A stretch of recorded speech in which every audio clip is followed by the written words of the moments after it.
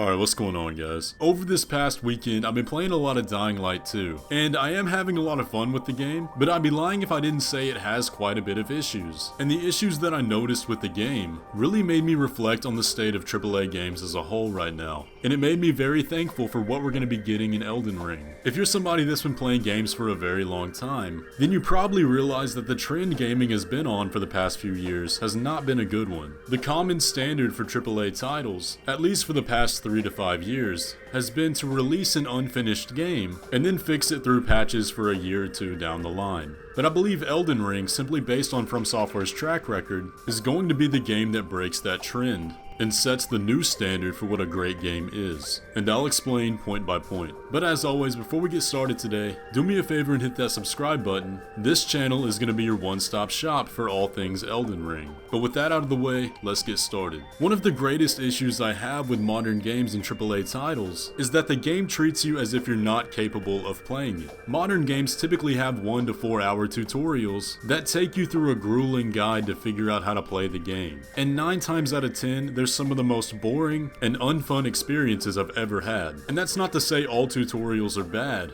but there have been several games in the past few years that I've completely dropped just because the game won't stop holding my hand. And that's one of the things that made playing the Elden Ring network test such a breath of fresh air. The game assumes that you're smart and that you can figure out how to play it by actually playing the game. The game doesn't force you to sit through an hour-long tutorial of hand-holding experience that tells you what to do, but instead you get to play the game and you know that you'll figure it out as you go. This was something that made playing Dying Light 2 a little bit tough, because I didn't actually get to experience any of the selling points of the game until about 3 to 4 hours in. And when the game tries so hard to get you to play it in the way they wanted you to, it communicates a lack of confidence. Now, I 100% agree with playing the game the way it was intended, but the thing that makes the Souls games in Elden Ring stand out is that the game and the world is engineered to guide you to that experience. It doesn't have to tell you how to do it, you simply do it. Continuing on the lines of the game not trusting the player, another thing that drove me crazy about Dying Light 2 is that it forced the story almost to a nauseating level.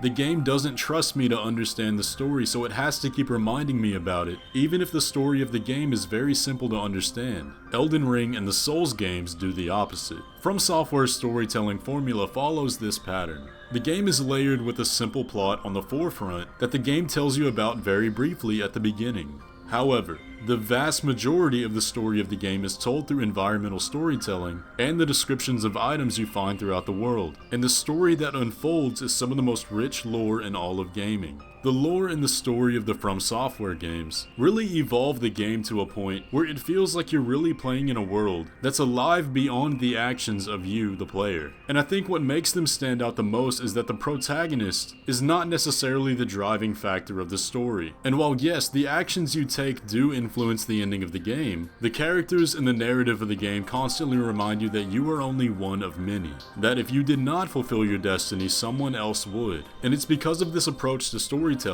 that it makes the efforts that you put in the game that much more fulfilling. It makes you remember it longer, and it makes the themes stand out that much more. And that's also the next point I want to talk about, that it's such a rarity for modern AAA games to tackle some of these deep themes that Elden Ring and the Souls games do. Themes such as pestilence and raging against nihilism, or being presented with a choice to let a world that's already rotten and falling end, or keep the dying thing alive for those that still inhabit it. It's themes that go deeper than simply the protagonist emotions, but instead make you question the world that you play in to a core level. As I've been playing Dying Light, I am slightly enjoying the story, and some of the twists have been good, but it is almost laughable to a point how many times I've seen these same themes done over and over again in video games. There's just nothing new to it. I haven't played a game in a long time that wasn't a Souls game that really hit me on an existential level and that stayed in my brain after I put the controller down. And I think a big reason that the Souls games are able to achieve this is due to the idea that less is more.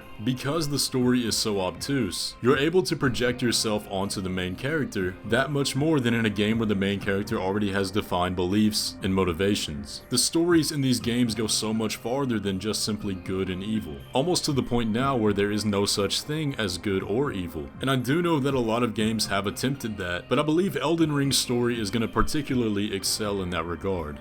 One of the major things that drives me crazy about modern day video games is that they don't take themselves seriously anymore, and I typically see this in a lot of live service FPS games, and I know that Elden Ring and the Souls games aren't anything close to that, but I think the point still stands that by taking itself seriously, it's going to be much more immersive. And let me give you a few examples. I recently played the campaign of Halo Infinite, and I really did love my time in there, but it was a little hard to get immersed when characters kept throwing around corny jokes the whole time, and I couldn't really get into the sense that I was fighting a war. Dying Light has really been struggling in this regard too, where I'm supposed to be this character that's fighting in this post-apocalyptic world ravaged by zombies, but it seems like every character is competing to be the next clown. And to me personally, when I'm playing a video game, I want to be immersed. I want to feel like the world actually exists, and the characters within are actually under the struggle that the world puts them in. And I think that's part of the reason the Souls games are so immersive to me, is that everything within the game obeys the laws of the world, and the characters really act like they're afflicted by this curse that plagues everything. Everything about the game falls in line.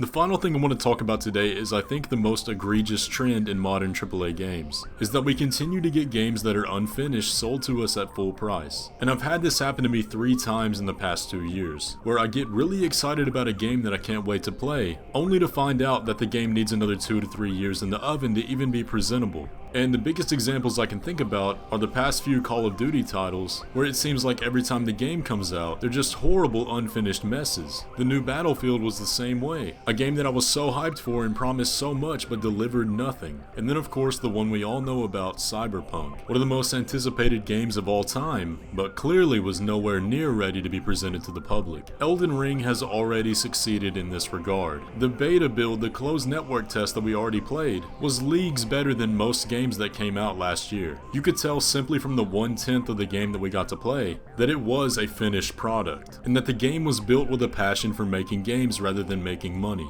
And I think that's what really separates the Souls games and From Software, is that their creations are made with an intent to perfect the elements that made us love video games at first, rather than do the bare minimum just to get a check. And that's not to hate on all AAA games, there are still some gems out there. However, the vast majority of AAA games now are just simply not great. A lot of the companies and publishers out there are perfectly okay to ship a mediocre product. And I think with Elden Ring being by far the most anticipated game right now, when it releases, I think it could create a whole new paradigm shift in the gaming market. And as of right now, we have every reason to believe it will.